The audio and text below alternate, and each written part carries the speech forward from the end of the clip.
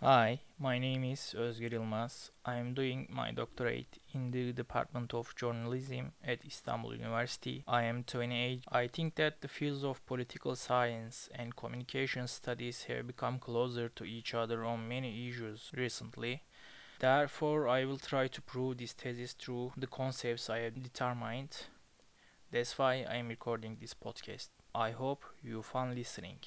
We start with Cybersyn. Chile entered a very important political process in the early 1970s. The government of Socialist President Salvador Allende, supported by political forces from the center left to the far left, has been determined to transform the country's socio-economic relations. Allende established a government that governed for and with workers. The transformation had profound structural consequences. The government wanted a people-oriented economy from one that had traditionally supported the interest and consumption of the country's privileged groups. The experiences of socialists, as in the Soviet Union and Cuba, have been guided by a centralized economic model and built on the shoulders of millions of people following the dictates of a planning system that reflects the views of a relatively small group of bureaucrats and experts. It is not possible to implement central planning in Chile. Its long-standing democratic tradition has made this choice difficult or even impossible. Tensions between central planning and representative democracy are present through the 3 years of Allende's government. The Cybersyn project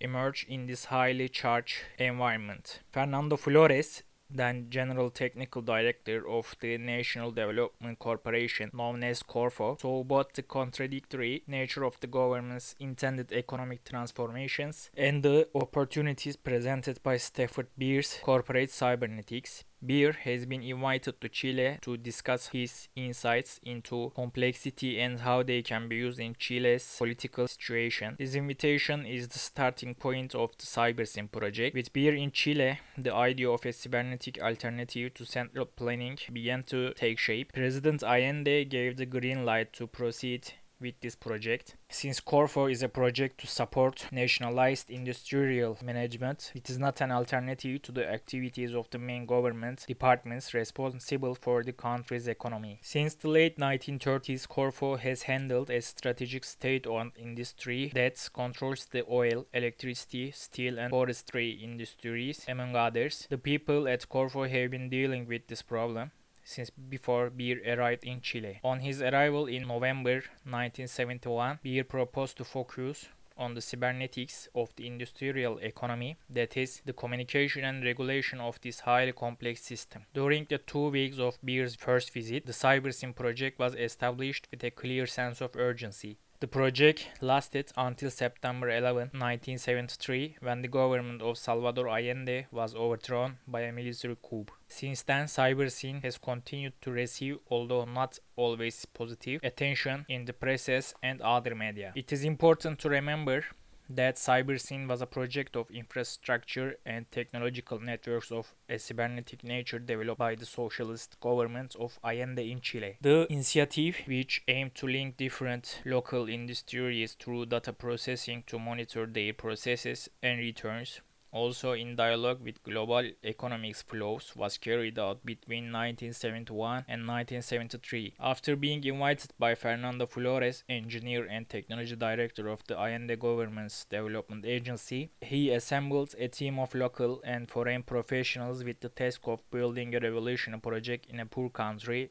albeit with little money. Across the country, a teletype network called Cybernet has connected industries that are part of the chain. A central processing unit called Cyberstride, which will run a mainframe computer, only one, that will run statistical software that will decode, analyze, and encode data transmitted over the cybernet, and finally an operations center called Opsroom, where the information processed by Cyberstride is stored and monitored. So why is the Cybersyn project important? The outcome of the project shows how the political environments can completely change big data and algorithm processes. During this period, technological development is present not only in the capitalist states of the North, but also in the countries of so-called Global South under different social, economic, and political preconditions.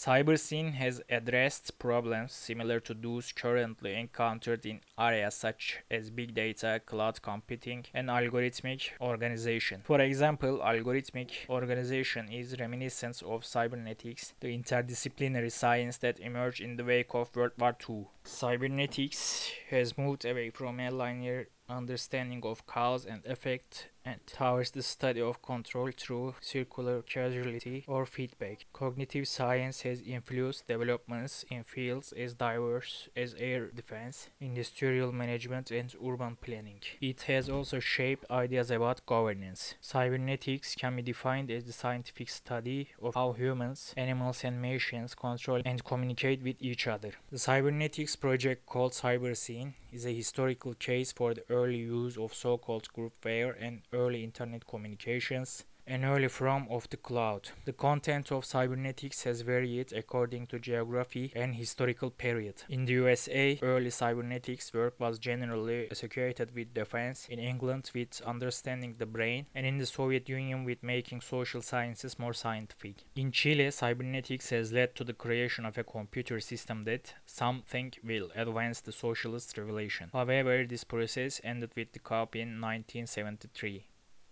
We continue with Peripherical Fordism. In order to understand what Peripherical Fordism is, it is necessary to understand what core Fordism is. The Fordist model describes a situation in which capital is concentrated in large multifactory enterprises that receive help from economies of scale provided by large markets in the post-war period. This concentration is valid for both industrial production and employment. It has been considered remarkable due to its size and consistency in many regions, especially in the EU. A historical compromise has emerged in the relationship between capital and labor. Productivity gains have produced steady improvements in workers' real incomes. The Keynesian welfare state also expanded the social wage along with the private wage. Banks and industry and the role of the state are central issues in Fordism. Dynamic economics of scale, significant productivity growth, and specialization that often followed the creation of new markets clearly impede circular and cumulative causality. Peripherical Fordism, like Fordism, is based on the combination of intensive accumulation and the growth of final markets. However, in global production circuits, it is still peripherical in the sense that skilled labor remains largely outside the country in question. In addition, outlets correspond to a particular combination of local middle-class consumption, increased production of durable goods by workers, and exports of low-priced goods to central capitalist countries. Peripherical Fordism operates with Peripherical Taylorism. Peripherical Taylorism involves the localization of some limited Taylorist industrial activities into social formations with very high rates of exploitation with respect to weights, lengths, and intensity of working hours, etc. The products are mainly re-exported to developed countries after processing. The tax-free zones and distressed provinces of Asia in the 1960s are prime examples of this strategy, which has become widespread today. Two features of this regime should be noted. First, activities are primarily Taylorist but relatively weakly mechanized. The technical composition of capital in these firms is particularly low. In this way,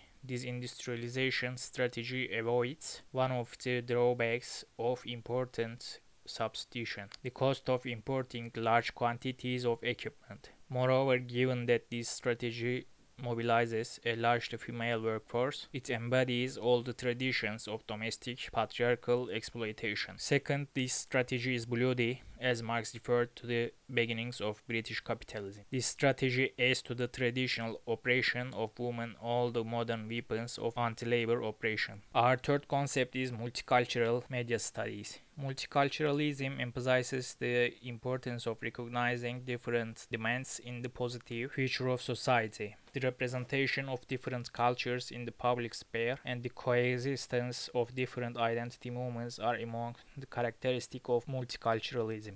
Policies aimed at recognizing the differences of indigenous people and immigrants started by Australia and Canada in the early 1970s, later spread to the USA, England, New Zealand, and Europe. Multiculturalism sees the problems of colonialism and race in relationship rather than in a ghettoized way. According to this understanding, communities, nations, and continents exist not autonomously but in an intensely processed relationality. Multiculturalism is globalized by polycentrism.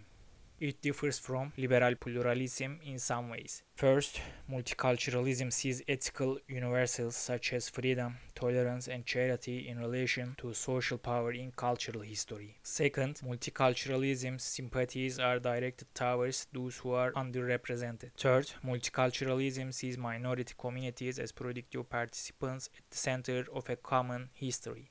Fourthly, the concept of fixed and substantialist identities is rejected in multiculturalism. Multicultural media studies is influenced by this understanding of multiculturalism. Analysis of minority representation, critique of imperialist and orientalist media, studies on colonial and post-colonial discourses, theorization of the third world and third cinema, studies on indigenous media, studies on minority, diasporic, and exile cinemas, studies on whiteness and anti-racist and multicultural media pedagogy. Multicultural media studies focuses on representations of race, gender, and class.